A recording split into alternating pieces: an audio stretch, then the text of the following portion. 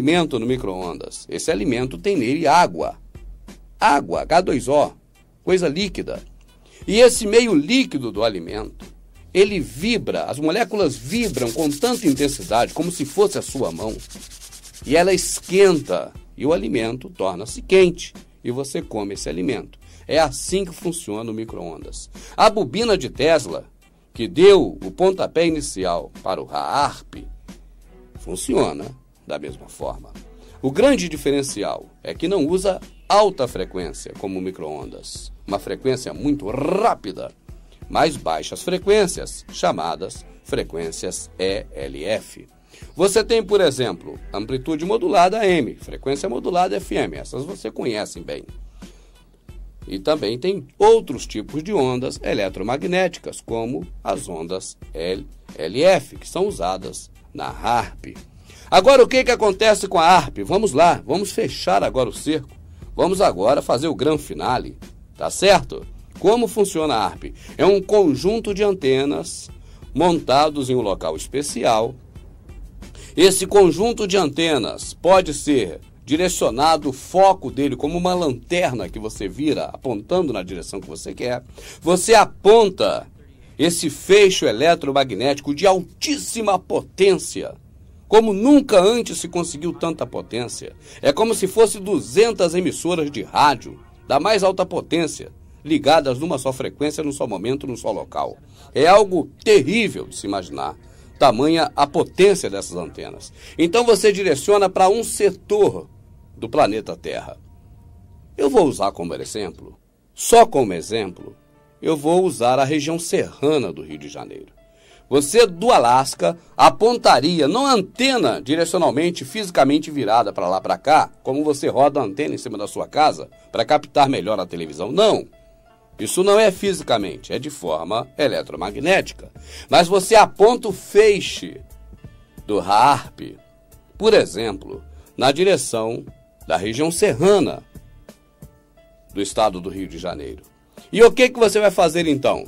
Você, com a HAARP apontada para essa região, haverá uma vibração muito forte das moléculas do ar justamente sobre essa região. E quando você faz isso, o que acontece? A Terra, você não pode ver, mas ela está circundada com inúmeros rios d'água. São correntes d'água em suspensão, porque não tiveram peso suficiente para cair em forma de chuva. Mas elas estão no ar, estão na ionosfera, uma camada da Terra. Quando você direciona esse feixe da HAARP para uma região em especial, você faz essas moléculas de ar misturado com água vibrar, igual a sua mão. Então elas esquentam e o ar quente tende em expandir-se. O que acontece?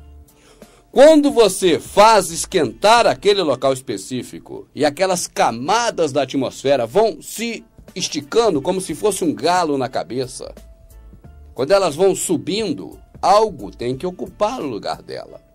E a massa de ar com água, a umidade do ar concentrada, como os rios que circundam a Terra, acabam indo para esse local para preencher esse espaço, porque não pode ficar nada vazio. Não existe espaço vazio na atmosfera. Espaço vazio é no espaço sideral.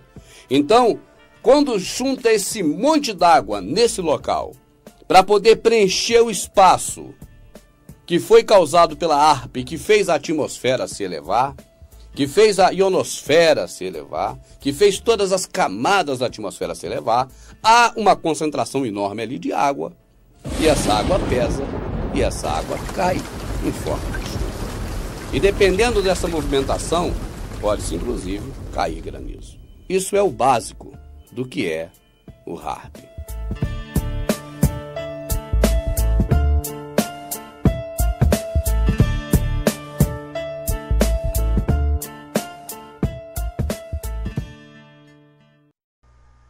Olá, irmãos. Um destes satanistas, Nicholas Rockefeller, fez uma declaração assustadora a um de seus amigos, chamado Aaron Russo, se referindo a redução da população em 80%. E Aaron Russo fez a seguinte pergunta para ele: mas por que tudo isso? Você já tem todo o poder do mundo, todo o dinheiro. E ele respondeu a Aaron Russo: cuide da sua família e de você mesmo. Isso foi as últimas palavras de Nicholas Rockefeller e Aaron Russo, porque depois daí ele contraiu um câncer que levou à sua morte. Então, amado, esses caras, eles são o próprio Satanás.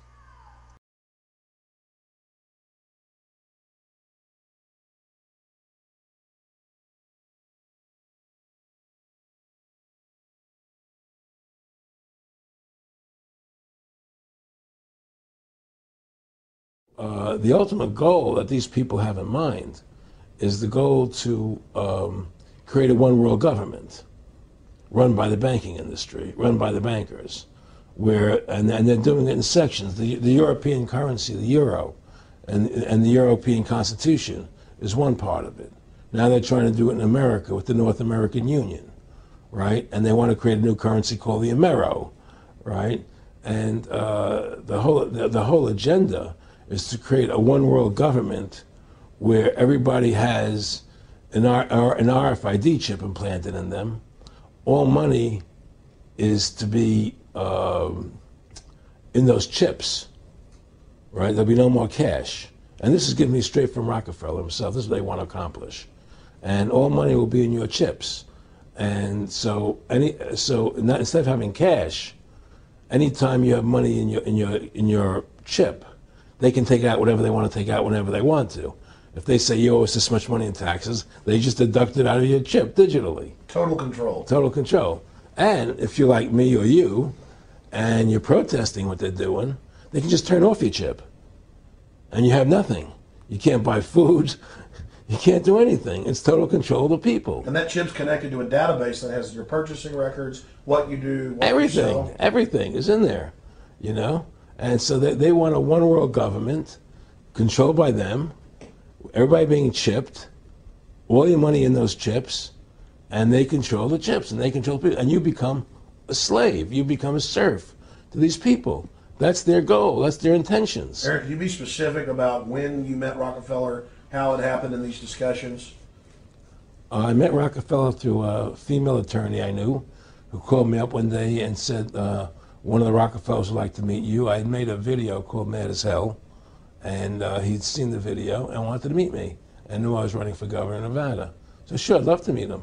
And I met him, and I liked him, and he was a very, very smart man. And we used to talk and share ideas and thoughts. And he's the one who told me 11 months before 9/11 ever happened that there was going to be an event. Never told him what the event was going to be, but there was going to be an event. And out of that event, we were going to invade Afghanistan to run pipelines from the Caspian Sea. We were going to invade Iraq, you know, to take over the oil fields, establish a base in the Middle East, and make it all part of the New World Order. And we go after Chavez in Venezuela. And sure enough, later 9/11 happened, and I remember he was telling me how how you're gonna see soldiers looking in caves for people in Afghanistan and Pakistan and all these places, and there's going to be this war on terror, of which there's no real enemy, and the whole thing is a giant hoax, you know. But it's a way for the government to take over the American people. He told you it was going to be a hoax. Oh yeah, oh yeah. There's no question. He says there's going to be war on terror, and he's just laughing. There's no who are we fighting? I mean, why do you think 9/11 happened, and then nothing's happened since then? Do you think that our security is so great here that these people who pulled off 9/11, who were able to, can't knock down another plane? Come on, it's ridiculous. 9/11 was done by people in our own government and our own banking system to perpetuate the fear of the American people into subordinating themselves to anything the government wants them to do. That's what it's about, and to create this war, this endless war on terror, and that's why and that was the first lie, and the next lie was going into Iraq, you know, to get Saddam Hussein out with his weapons of mass destruction. That was the next lie. Now, specifically, this was a little over 6 years ago. This was 11 months before 9/11. Yeah. And Nick Rockefeller, who's a lawyer, he's become your friend over the previous years, and he's saying to you that there's going to be this big event, and then out of that we're going to have a war on terror, and it's just going to go on and on. Right, an endless war on terror without any real enemy. That you can never, so you can never define a winner. And did he say that it's going to be perfect because you can't define an enemy? It just goes on and on? Yeah, because you can't define a winner. There's no one to beat, so it goes on and on forever. And they can do whatever they want. They scared the hell out of the American public. Look, this whole war on terror is a fraud.